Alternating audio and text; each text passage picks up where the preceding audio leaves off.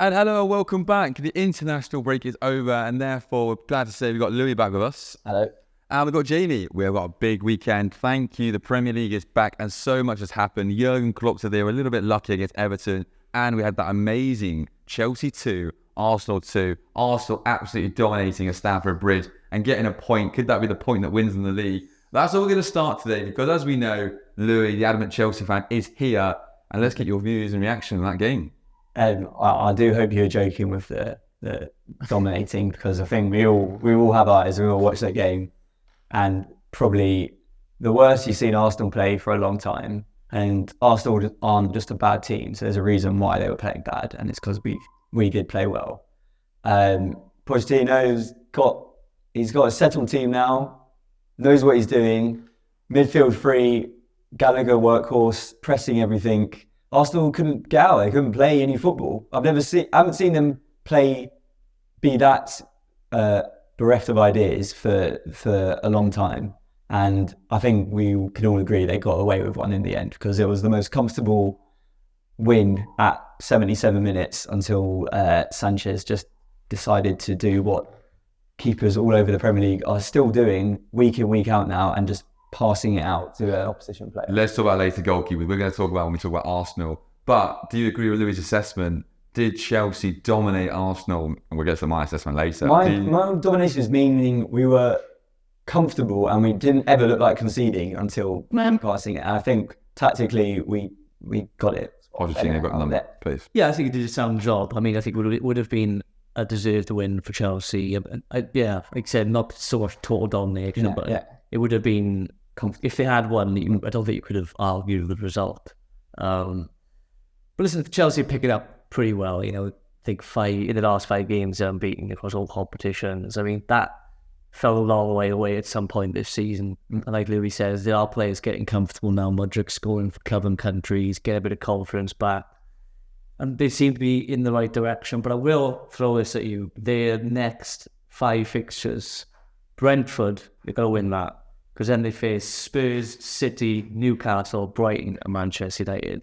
So as much as we argue about whether Chelsea are back or not, we're really going to find out in the next 3 weeks. Chelsea are not back, by the way. They've had 9 games, 3 wins, 3 draws, 3 losses. Yeah. You just alluded to the 5 fixtures they have, right?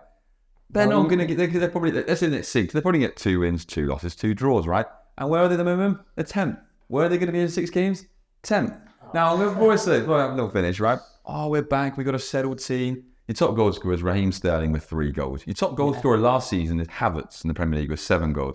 Have they got goal scorers? I don't think so. They scored 2 goals against Arsenal. What 2 goals they were? A flying handball for a penalty that every team get every 10, 15 games. And a lucky cross from Mudryk. A skilled chip, okay? That was one of the lowest quality games I've seen in the Premier League for a long time. In fairness, the weather was horrible. Both teams couldn't pass the ball 5 yards. We were lucky enough to watch the game together, and lucky a little bit away from him, so I couldn't wind him up. But it was an awful game. And listen, Chelsea have picked up. But before we say they've picked up, 3 wins this season, I'm going to do it. 18th, Burnley. I think VTF will beat Burnley, they're so bad. 17th, Luton. Luton aren't a real team, I'm not having it. And they beat Fulham, that are 13th, okay? Come back to me in 6 games' time when they play bar Brentford, 5 teams that are in the top half of the Premier League. We just played Arsenal 2 days ago. Did you win? No, I'm saying you got 2 lucky goals you couldn't hold out. It's what happens. It will come. You can't just get away with. Gusto fell asleep. One clear cut chance, and the whole game fell to Arsenal. No, it's not. I can just tell you 2 other clear cut chances we had. Jackson threw on goal. How's that not a clear cut chance? Palmer gets passed out to Raya, tries to take it past him.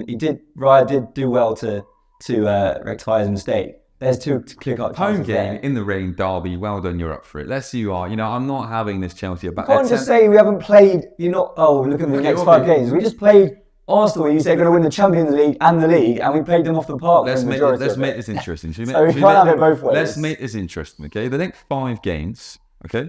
How many points will they get? I'm going to do a little forward fit, shall we?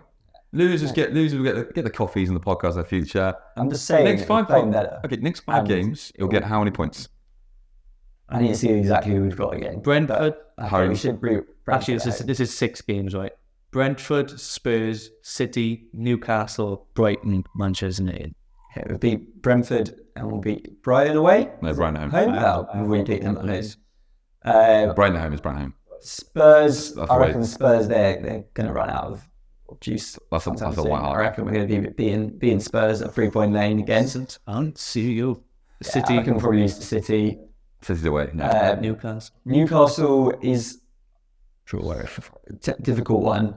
I think we'll beat United for sure. If United, so you're going for, in those 6 games, you go for 5 wins and a draw. I think over 5 wins. Yeah, you did. You said you beat everyone apart from Man City, which was a draw. No. You said you beat Tottenham. We won't beat Newcastle. Oh, so you did say draw there. So you got 14 points. I'll go easy 3 points with right now. It's right. Let's go for it. How many points? 3. Being optimistic. 6, 7, 10. Sorry. Just everyone's just saying they beat Tottenham, will they? They just beat Tottenham away. They were unbeaten this season. Right. So 14-10. Brighton's a gimme, though. They get White. They get 2 wins, 2 losses, 2 draws. That gets me 8 points. But they're not going to get 8 points. You're not going to get exercise anyway. No, it's not. I'll go 6 points. If you Brighton though. Yeah, the body will be right. Yeah, we can't defend. Winning us in 5. Some are saying Brighton the new Luton. Picking up. Exactly. Who got points in the season? So we got points in the season. Yeah. We're beating Man United away. That's what we're doing. Don't worry about that.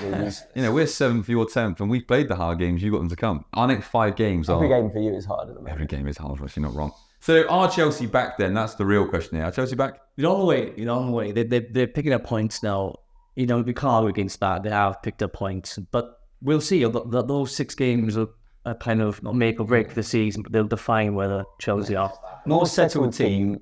Reece James will be back, which is a big difference. For a game. Maybe.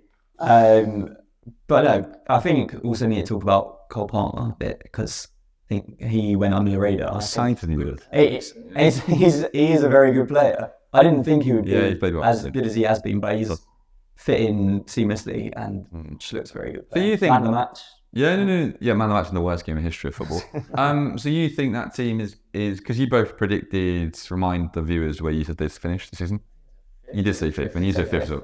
So are these next 6 games, that'd be 16 games in, and that'd be 10th still, if they're lucky. So you're still pretty happy at 5th, right? I did say back down to 6th, but back at 5th. I will stick what I said. Stick what you said. You think Robert Sanchez will save you enough points, and Gusto at right back, and Colwell. We'll talk about keepers later. Yeah, we'll talk about keepers later. Okay, and Gallagher in midfield. So you're both sticking with that. I think 12th is on. I think honestly, I'm just so bored of hearing, we beat Burnley away. Well, so did everyone. Because they can see for fun. But I could see a little bit of signs of improvement. One of the worst games in the history of the Premier League, quality-wise. It wasn't a I bad couldn't do game 2 passes together. It really was poor. But I think it's fair. I think you 2 are still sticking up. But let us know, what do you think? Are Chelsea, have they turned a corner?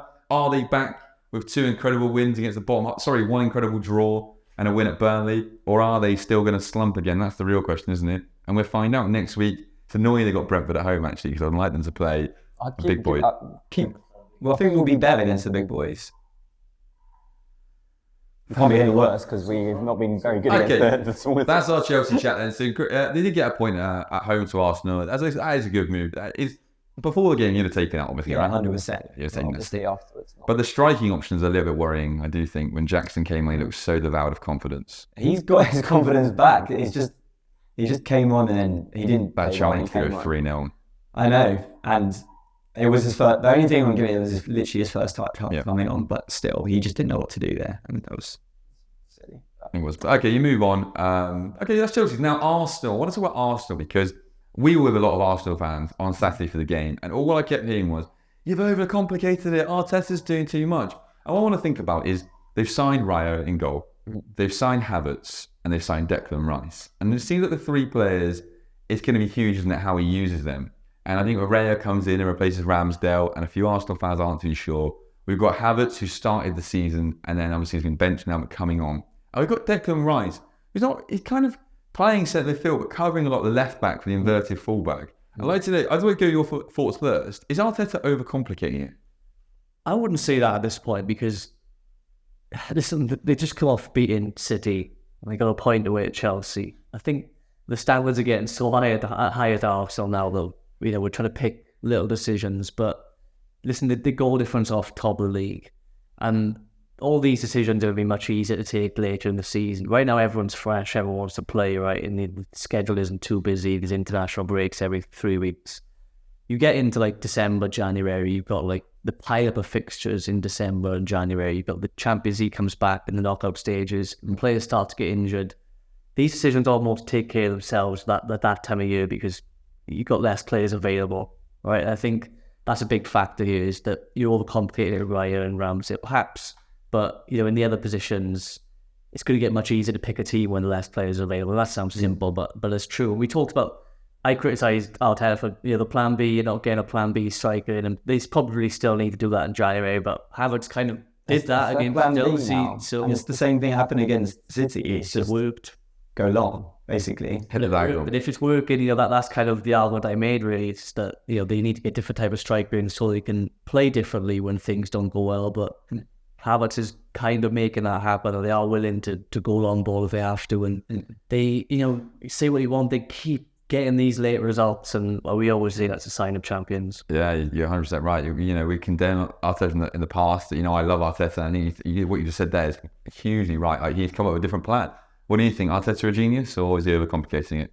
No, I think at the moment they probably are. He's brought Havertz in because he thinks he can play him in this role. He started off the season left centre mid. He can't do anything what Xhaka could do last season. Basically nothing of a similar role. And I think he's still trying to think like, where can I play and what can I do? And now he's on the bench and is just coming on to basically hit it long to him and then see what can happen. And to be fair, don't think that's a bad tactic, because again, the game against us and kind of against City as well, it was just everyone's passing around, not really getting anywhere. For us in our game, we just kind of were very comfortable defensively. And as soon as you go hit it long and get a second ball, it kind of disrupts the defensive team, and it's quite a good tactic. Like, Liverpool have been doing that for 7 years under Klopp. They completely bypass the midfield, go long, win a second ball, and then everyone's out of position. They've got Trent to go over the top. Yeah, but like it's a similar tactic basically, and I think Arteta doesn't really know what to do with Havertz at all, and I know they paid 65 million for him, and he's trying to fit him in somewhere. Rice is just like, he'll play well wherever, like he's a consistent player, so I don't think it's a problem with Rice. But I do think that maybe they're not really creating much this season. I looked at the stats as like chances created in the league, and they're not even in the top 10, which is quite amazing. Something for a team who's joined top. So again, maybe they're getting away with it. I got a lot of Arsenal friends, and they said they're playing so much worse than they were this time last season, which maybe is almost kind of a good thing, considering they've still got maybe the best to kind. Or is it sustainable to just? Well, I mean, Man City were trouble, right? And we didn't. Sometimes they're watching when this is painful. Maybe Arteta's learned that you got to keep the squad fresh, right? Maybe that's why Pep's teams always start slowly and they kick into gear. Man City at the moment are painful to watch. I watched the game at the weekend with a Man City fan against Brighton, and the first half we were both like, should we do something else? It was that bad. Well, maybe Arteta's learned that you can't go 100% all from the start. You got to keep your players fresh. What I would say is that they lost in the Champions League to Lens away, right? Yeah. They're now Sevilla in the double header, which will not be easy. Away as well, I think. Yeah. So suddenly you lose that, and they might not even have Champions League. And if they go to Europa League, that would be an absolute nightmare. They've got to contend with that. But I do worry for them. If they pick up an injury to Rice, to a Jorginho, to a Partey, and they have to play Havertz week in, week out, that's going to slow them down, isn't it? We've already seen them when they play poor teams at home. They play Fulham at home. That was 2-2, and he was awful, wasn't he? So it'd be interesting what happens there. Now, let's go overcomplicate, because when we were with Arsenal fans, obviously Raya got lobs. It was very lucky, wasn't it? And all the Arsenal fans, what's Ramsdale done wrong? You say that, but like, he was miles off his line. It is a mistake. It was a mistake, yeah. He's put that side netting. Yeah, but David Seaman, Brazil. I told you what they said. The Chelsea goalkeeping coach apparently said to Mudryk, like, what is, and Mudryk didn't mean it at all, 100%. But like, he said to him pre-match, like, Raya always looks to come off his line to go and grab a cross, but he's always miles off his line for this. Apparently there's quite a similar thing. David Seaman used to do it quite a lot, come out crosses, but obviously we saw him got lobbed quite a few times. And it's just like a trait he has. And I think that was definitely a mistake. He was miles off his line there. If he's, 3 or 4 yards back, he just catches it or tips it over. That's a modern day keeper, isn't it? Do you think any keepers would save that? It's such a strange and unique. But it's the positioning that makes it look like that. If he's in a comfortable position there, he's not getting locked. This is the tallest. I know he's tall. He's not the tallest keeper in his presence. But let's get back to Arsenal fans are saying, well, Ramsdale should start. Why did he drop Ramsdale? He's a huge leader. He's a figure. Ray's looking shaky with back passes, and he got caught out again against Chelsea. So I'll come to you, Bo. I'll come to you, Jimmy, first. Should Ramsdale be in goal? Well, from what we've seen over the last couple of weeks, I think so. If you're going to make the argument that Ramsdale deserved to be dropped for probably minor things, but look, it's really he was dropped for not doing enough for Arteta once, not because of a mistake. Well, minor things. But then Raya is doing pretty major. I think that's a big mistake against Madrid. There was no need for him to come early and get that ball. There was no one really in the box, so I don't there's no need for him to charge out. Obviously it's a freak thing, but it is a mistake. He has to know where the ball's likely to go and read it better. You can't just gamble all the time because players will exploit that, and there will be players who try to just take the shot. But yeah, I think it's pretty harsh. I mean, I think the best move would to just get rid of one of these keepers in January. I really think that. I don't know why you want to create that level of unneeded competition in the goalkeeper spot. If you don't fully believe in Raya, fine, then go on loan Ramsdale up in January, and then there's no argument, there's no issue. Like, no one can say to him at every press conference, why isn't Ramsdale playing? Why have you done this? If I just say, I believe in him, and there you go and play football, Ramsdale, or the other way around, not going to be the other way around. But so I think, clean that issue up in January, but I don't think he will. But I understand it for other positions, that elite competition. I don't necessarily understand it for a goalkeeper. It's not really needed. Good. Coming with your confidence, right? Because now he's been locked. He might do the Anana thing now and be like, right, okay, I'm going to stay on my line. And then before you know it, goes across the 6-yard box, someone heads it in, and your goalkeeper coach says, well, why are you not there, right? And you start doubting yourself. And then in training, things happen. I know what you mean. What's your view on this? Is Ramsdale starting? I think it's incredibly hard. If Arteta wants to have these standards, and I think it's incredibly harsh to be dropping Ramsdale for hasn't done anything wrong yet. I thought he might, if you made a mistake, then Raya would go in. But Raya's been, he's made quite a lot of mistakes so far. Hasn't been very shaky, and Ramsdale's just sitting there being like, oh, you know what? If you're gonna talk the talk, Arteta, then walk the walk. If you think it's competition, then put me back in, because I deserve to be playing now. Do you think so? Yeah. Why? What has he done wrong? I don't think so. I think loyalty in football. There's no loyalty in football. Raya's not an upgrade. No, but he's Raya's not. a huge upgrade. Let me He's tell you not why. an upgrade. You're forgetting that against Fulham at home, Ramsdale got lobbed from 60 yards. And Pereira shanked it. No one talks about it. Right? He got lobbed by Sporting last year. In the last 10 games of the season, Ramsdale was nowhere to be seen. His stats are off a cliff. He was getting lobbed. He was out of position. The Kevin De Bruyne goal. The Brighton game. I was at the end of last season after the title run, and it was very the media said Ramsdale let him down, and his stats weren't good enough, and his XG as keepers was minus, Rare was plus, heavy. A huge swing. There's one season. Okay, it's one season, right? The start of this season, Ramsdale was shaky at Fulham. And he hasn't looked great. His distribution's not nowhere near as good as Rose. Raya's distribution is not good. Okay, You're not rewatching. No, I haven't seen it, but Ramsdale doesn't even try those passes. So that's the difference. It's not about, because what are they coaching now? You must have 11 attackers, right? That's how football's progressing. And for me, Arteta's going, right, my keeper let me down.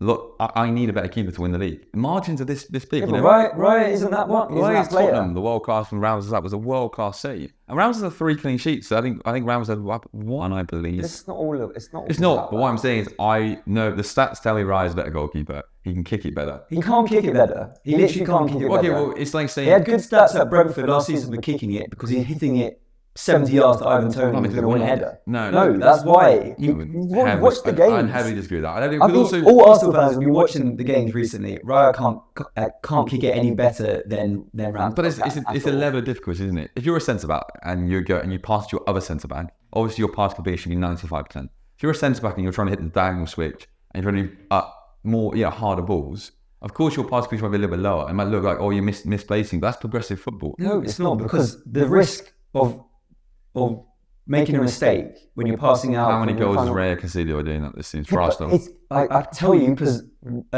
what's his name for us, Sanchez, he's got away with it 3 times, and now it's happened. Just but we know, and it's going to happen. Like, he kicked out to Palmer, he kicked it out against Man City. Eventually, it's going to happen. You can't keep on giving it away on in your own third. But we had this at Brighton when and obviously Man City do it and Brighton do it. And the thing is that it will get you more goals than it will because it does because it is what there is because if you keep the ball, you have more chance of scoring the ball. That's the Zerbi's way. Yeah, but you can keep the ball and not give it away in your. So you just think keepers you whack it 70 yards. No, but you pick and choose when to do it.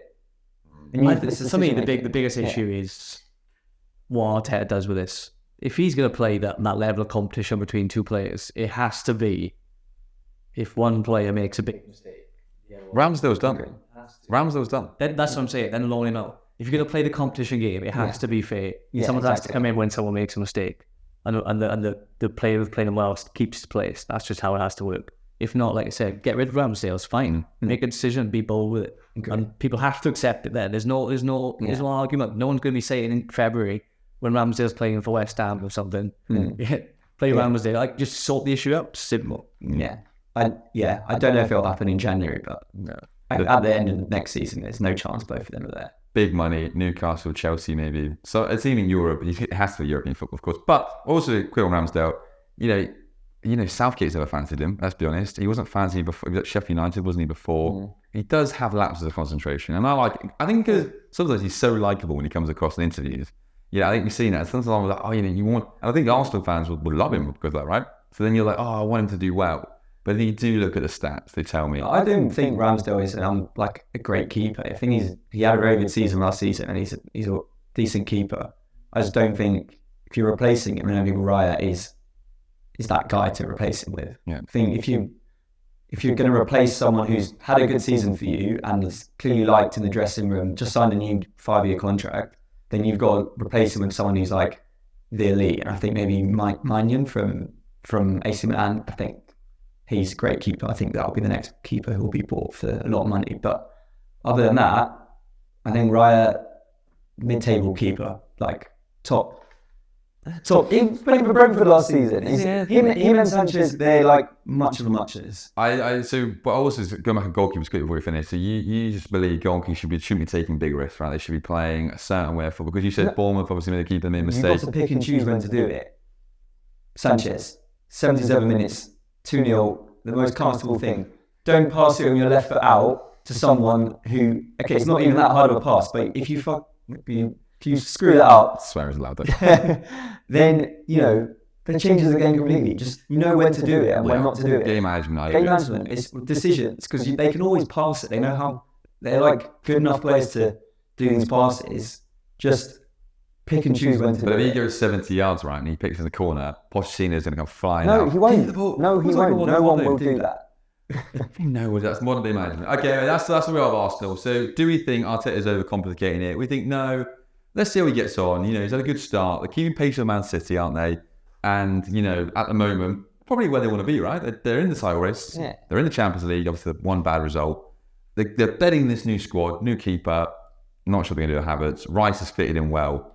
And Saliba, Gabriel are fit. As long as they stay fit, we think Arsenal will be right up there, right? Yeah, I think it will be. Yeah, so okay, perfect. And here we go. There's Tom's teaser. I've got a good one for you today, okay? Now, last week we had the left foot, right foot penalty. It was a toughie, wasn't it? You were watching Cyprus. Did you get that one right? No, I didn't. So tough one. Okay. It was tough. I really thought you'd get that. That's the reason I put it that week. Okay, so here we go. And thank you for those who've been playing at home. Let's go then. So Tom's teaser today. Outside of England, which country has produced the most players in the Premier League? France. You're going France. Lock that in. Going to any other country springs to mind? Outside of England. Yeah, no, it was going to be France, so I think. Which country's produced the most players? I mean, I was still thinking France, but I'm going to go for Scotland. You emphasised the England. They're emphasising it. Well, they drag it in second place. Ireland. Republic of Ireland. Really? We got to think, Hungary, it's not just top players, is it? But in first place. It's France. Well done. France. Got there. The conveyor belt of French footballers coming through. Arsene, there it is. Arsene Wenger bringing it home. That's what he started. Should have gone straight in and knew it was France. You Why I hesitated. So France, it was, and thank you, because they've made the Premier League so much better having French players. What a bit of class, the skill, and that's why they win World Cups and tournaments, right? Because they have so many good players. Right, that's Tom's teaser. Well done, Jamie. That was nice. Sets the tone for the quiz later. Super. Right, next topic we have to talk about Merseyside derby. Okay, 12:30. Klopp was initially unhappy at 12:30. After the game, he said, we were lucky. Okay, and why they were lucky was because, if you haven't seen it, Everton received a red card for Ashley Young in the first half. Simicast had the same foul, didn't get booked. A Kanate on a yellow card for a cynical foul, and the referee bottled it. Yeah. I'm not hearing anything else, the referee bottled it. The referee wanted to make a big decision. You can tell, and I'm usually so pro referees, and I'm at my tether with them, right? No consistency. Everton go over 10. For those watching it, it just screamed 0-0. We were speaking to a Liverpool fan. It was like 0-0, and some of the Liverpool players were awful, by the way. They looked so tired.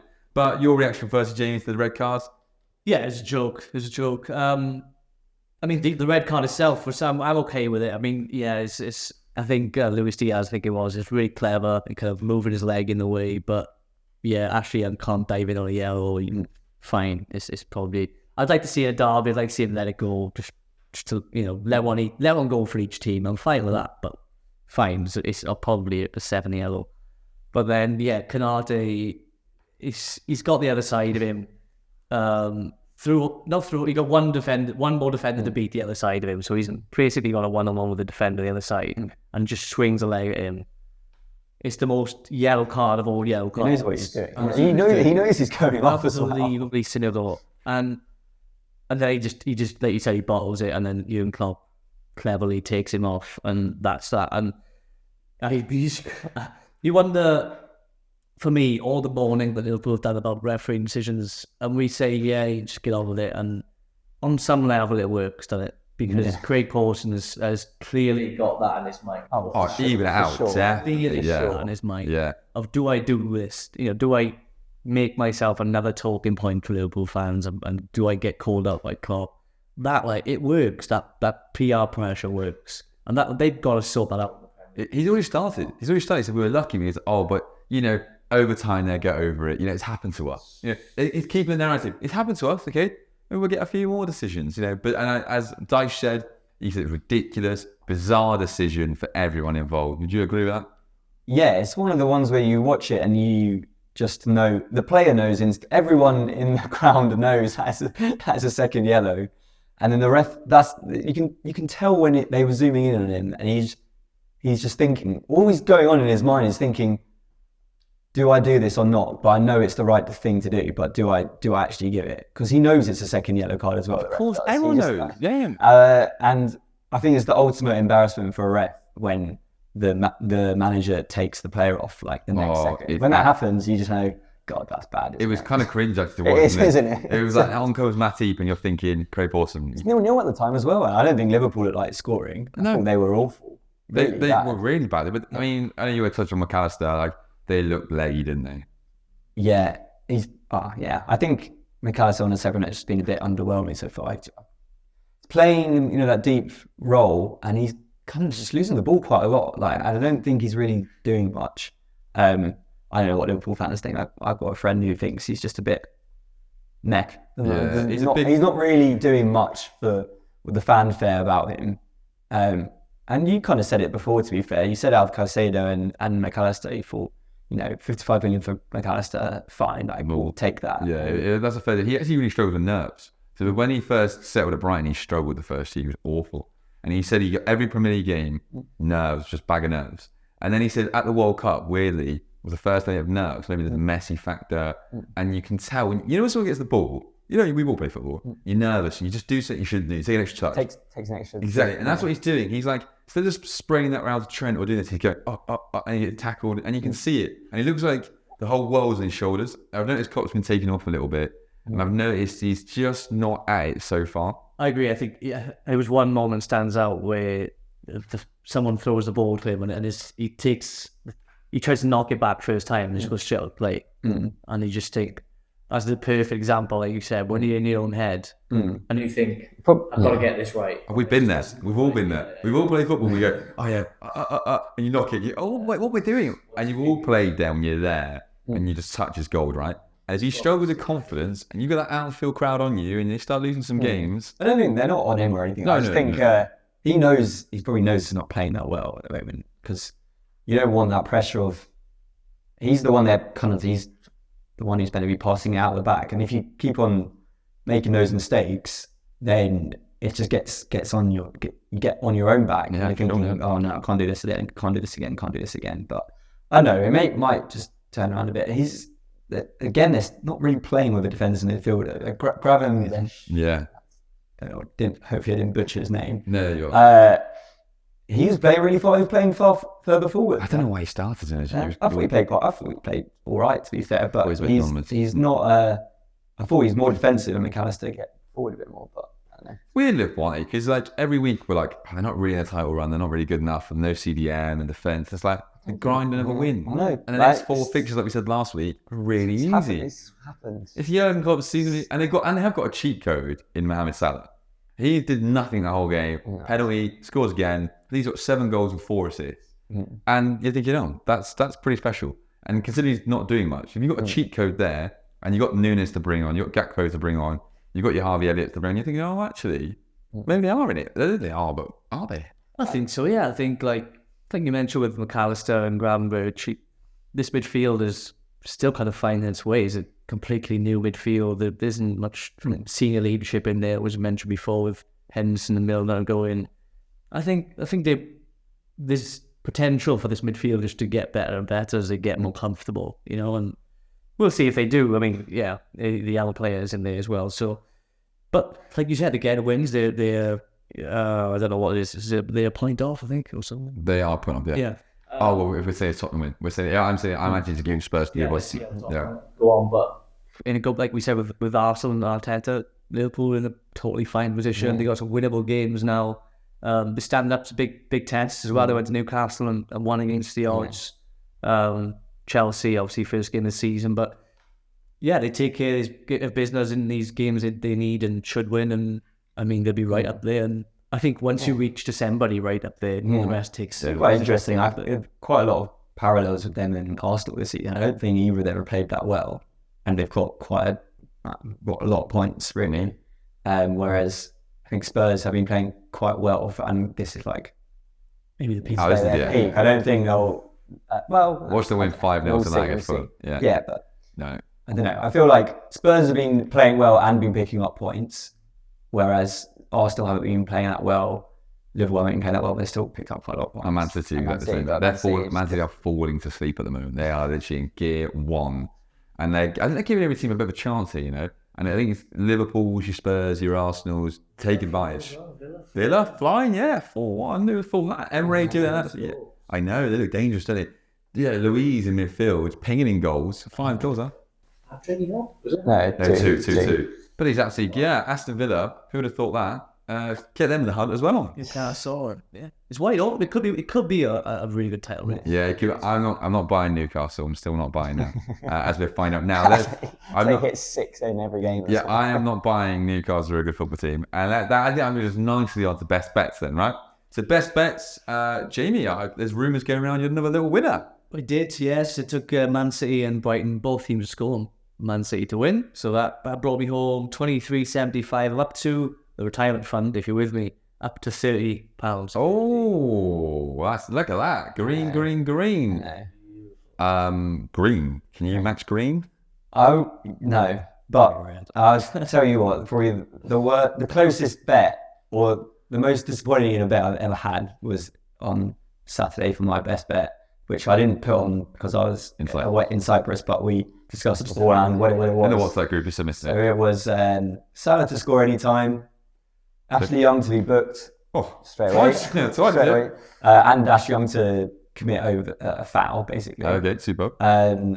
Liverpool to win, or I didn't put that in the end. But then it was Onana to make a foul in the game. Yeah, one foul. That's it. So any more than that would be fine. So that was 9 to 1, I think it was 9 to 1. We returned 100. Would have been. So come in. Onana didn't commit a foul the whole game. All I needed from the penalty, but I thought Salah might score anyway, was just him to make a foul. I think it's possibly the only game he's ever played in his life where he hasn't committed a foul. That's the one the bankers, wasn't it? I shouldn't even put it in, but it was just... That's just the bad bet luck. That's just bad luck. He chased his winnings. He had the bet sewn up, brought it 4-1. Went, oh no, I'll go Onana. And now it went to no. He's a foul machine. How is that? Minus 40 or 50? Minus every week, I believe. Okay, so then I went for... Now, when I say Newcastle are a bad team, Newcastle are going to be a good team at home. And they play Crystal Palace, who have got so many injuries. They won 4-0, pretty comfortable. Then I went with Arsenal to get an away win at quite an easy mid-table club. But unfortunately got a 2-2 draw at Chelsea. So unfortunately I missed out on my bet as well. That would have been a nice juicy one. This week, who have you got them? Go on, Jimmy, who have you gone for? So this week is a week of favourites. We got a lot of teams that should win. I mean, that's dangerous in itself, I know, but that's what I'm going to go for. I got Chelsea to beat Brentford at home. Brentford not been great this season. Arsenal to beat Sheffield United at home. Sheffield United got 1 point so far. Definitely. Villa to beat Luton at home. Villa flying. Luton not. So where are you going so far? And Liverpool to beat Forest at home. Okay, this is not like you. All these favourites, and they only add up to 1.86 to 1, which is going to return you 28.56. 4 games, and that's all banking on Chelsea, I suppose. Big favourites, wow. And no lunchtime kickoffs. No, there's all just. Don't think that's it. Listen, don't doubt the Chelsea lunchtime kickoff. Chelsea lunchtime kickoff. That's the hardest one as well. We've only won one of our last. Don't back the lunchtime figure. Don't touch the lunchtime. Was the lunchtime one? Oh, was it? Yeah. Oh, the Wolves, Liverpool. Okay, right. What have you gone for? So I've gone a bit rogue because I was just looking at the fixtures. Rogue. He's chasing the money. And there's a lot of bankers, but I'm going to go for. I feel bad even saying it because I don't think it's going to happen. But Bournemouth playing Burnley. I think Bournemouth finally going to have to get a win somewhere. I know they've been awful, but Burnley have been even worse. True. So there's been a few goals in Bournemouth games. So Bournemouth to win and both teams to score. How can you say that with straight face? Bournemouth to win, both teams to score. 10-3. So £10 on returns, £43. I feel bad. That's 33 how it is. The way you're back in Bournemouth with no wins this season. Let's look at the Company away at Forest. They had a 1-1, didn't they? So I suppose they've got a goal away from home. Bournemouth do need a win. They have to win eventually, right? Yeah. They play attacking football. Yeah, I mean goals. I think you're right with goals. It's a struggle. Burnley was so bad. I mean, I don't think that's the struggle. I think the struggle is Bournemouth to win. Because Burnley might win. It's just a championship game, isn't it? I think a better bet would have been Arsene Wenger the next James Bond. Yeah, I think you're right. And that thing got shorter odds, I think. Right, okay, so that's your best bet. However, I'm saying this, and I've also gone rogue because I think Gary Neville, incredible job at Wolves. I think he's turned them around lovely. They've got at home. They're going to pick up points this season. They've scared a few big teams already.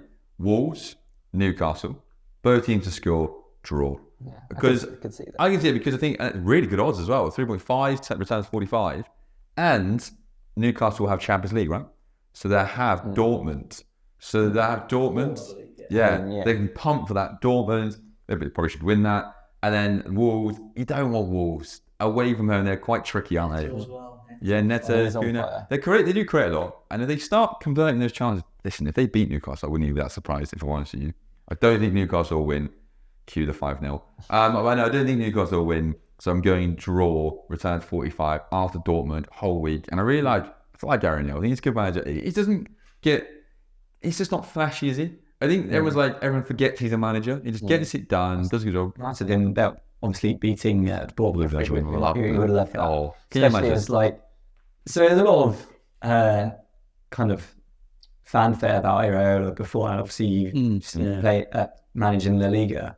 And obviously you've got to give him a bit more time, but it's not really working at the moment, is it? They don't really look. I think it's so hard to sack Gary O'Neill last season. I like Areola, but and then it got about it the wrong way. He has such an earthy team at Royal White Panel, and a work hard team. And then he comes to Bournemouth, they give him, a significant amount of money really, and sign kind of a couple of flashy players. It's not the type of That Bournemouth, but does he? You go for the fancy manager, haven't they? They've got a good manager doing a good job keeping Bournemouth in the Premier League. And they're like, right, okay, the flashy manager. Let's play progressive football at Bournemouth. Listen, fair play to them, because if it comes off, you've got to say, great for the fans. Not going to come off, is it? Apart from this Saturday. Another keeping mistake. Never keep a mistake. Passing it out the back. Are they going to steal many goals? It's okay, you keep making a mistake. If you're a striker, who might bail you out. But is Solanke going to score you enough goals? No, probably not. And that's the problem, is that means that home form has to be incredible. And their home support, they haven't got many fans, is going to really struggle. But I like it. It's more fun to watch, I've not watched much of Bournemouth this season, but I'd rather watch that. Bit of fun, isn't it? And watch the team. But they probably should have stuck with the Gary Neville. But hey, amazing manager, doesn't get much credit. Right, that leads us then straight into the quiz. Are you two ready for the quiz? Yes, after bottling that Tom's teaser. After bottling Tom's teaser, let me get my notes for the quiz then. So, okay then. So we know how this works, okay? Mm-hmm. We know how this works. If you jump in, you get it wrong, you're out, okay? You're out one guess. 5 questions here. Jamie, you earned the right to play Louis after you beat me due to me getting Stoke for Steven Gerrard's, and I'm still not over it. I go to bed just going, Stoke. Right, okay, so here we go. First question is, who is the player that's won the most golden boots in the Premier League with 4 in history? Harry Kane. You get called Harry Kane. A lot of people in the comments say Harry Kane. I can tell you, it's not right. It went straight in. Straight in, Harry Kane.